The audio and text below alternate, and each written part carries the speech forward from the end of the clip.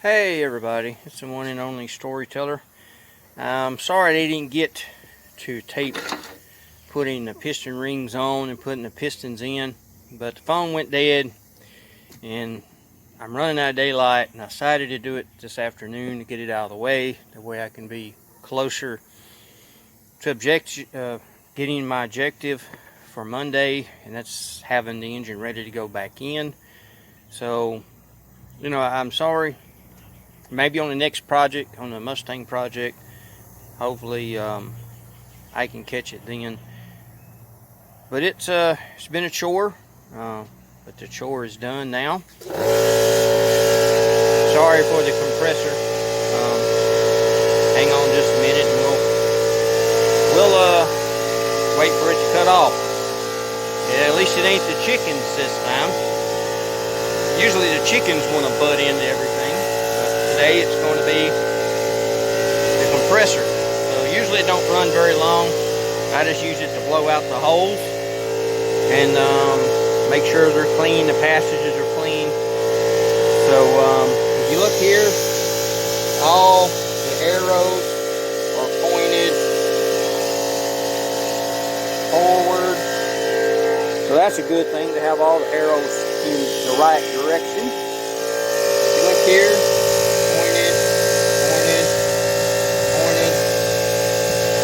pointed. So all those in the right direction. The rods did work out my specs. So I went ahead and done that before, of course, before I put it together. But it's been a chore, and we're just that much further ahead. And I give you a look at the bottom side. As you can tell right here, here is the bottom side. And give you an idea, in case some of y'all out there think this is how easy it is.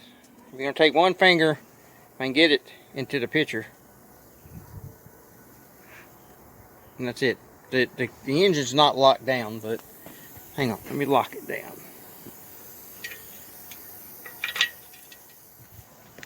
So here we go. We're going to try this again. If I can get it in the picture. The engine is locked down this time. So that's how easy it is to turn. So I'm very pleased with it.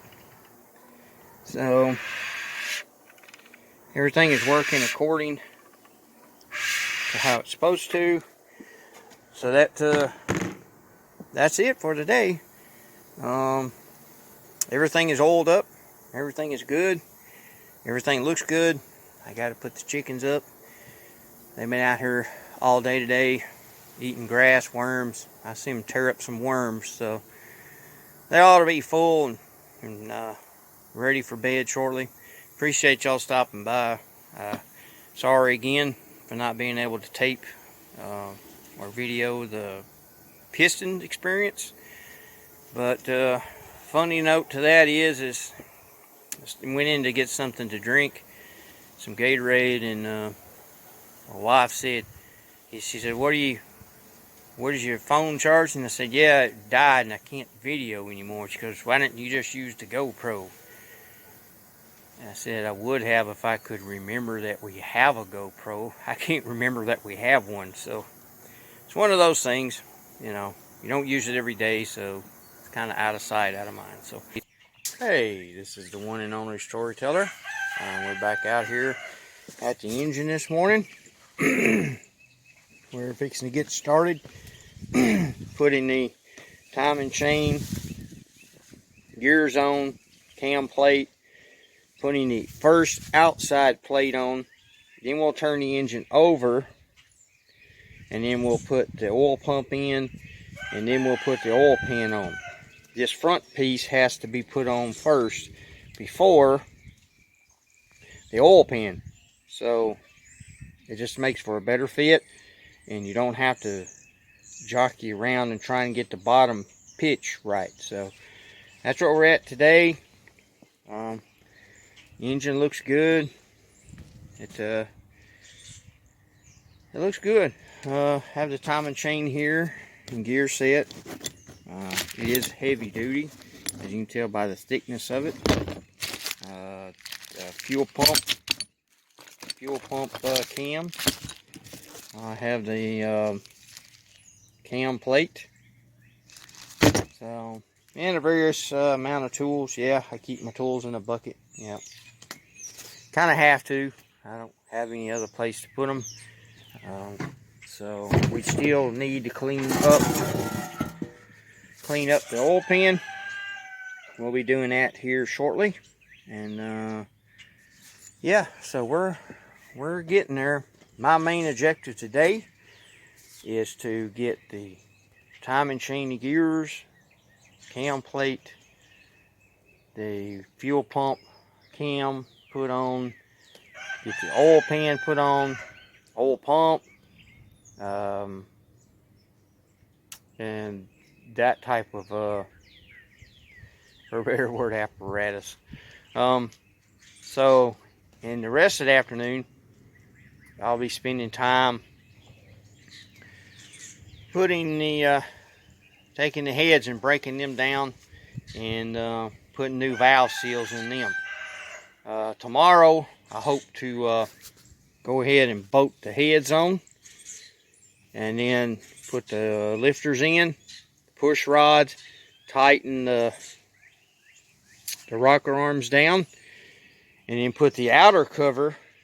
I'll put the outer cover on in the water pump on here, and that'll be about it, folks. It'll be not gonna put the intake on. It weighs, I know it don't weigh 100 pounds, but it weighs a lot. It weighs quite a bit. It weighs as much as a head does. So I'm not gonna put it on until after the engine is in. I still need to paint all of this, this. I have to paint all of this. So I have some Rust-Oleum semi-gloss paint. So all this has to be painted first before the engine goes back in.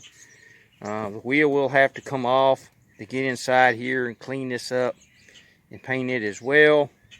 I got some high temp caliper paint, silver. Kind of offset the color where everything's not black. So you know, it's looking good. I do have to paint the firewall black, and I do have to paint or cut it in, because only thing that's going to be sitting here will be the radiator support hooked up to the engine until the engine runs. When the engine runs, breaks in, and comes to temperature, then it'll be shut off, and then the wheel wells will be put in. Then the struts the structures will be put on each side, and then the fenders will be mounted right here. Fenders will be mounted, and then the hood will be put on. So that's my idea. So once all that happens, only thing I like at that point is to put the internals back in each door, put the headliner up, put the seat belts. I got some new seat belts to go in it.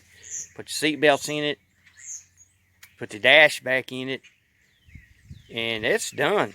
I mean, the rest of the truck will be done except for the bed. The bed will be the next hurdle, but I can get it out of this area and put it over in on that side. And I'll take the Mustang and I'll bring the Mustang up here. So that's my idea. I still can't find anybody to put a windshield in it. I don't know if I will find somebody to put a windshield in it. I don't know. I've called people, tried to get people to come out and do it. I can't get nobody to do it. So I don't know. I don't know what the deal is with putting glass in an old car, but I have, I can order the windshield, and then do weather strippings, but I can't get anybody to do it. So I know I'll cross that hurdle when I get to it. You just do the best you can. If I have to try and put it in myself, I have some old tricks back in the day that some old people taught me. If you use a lot of cheap dishwashing detergent, dishwashing detergent, slick it up real good. You know, that definitely helps getting the glass in there. So, and you can use a piece of rope. There's several different ways you can do it, but I'd rather somebody that's been around glass and knows glass to put it in. But hey, if we have to do it, we have to do it. So this is a morning session, and I'll put this together and I'll be back.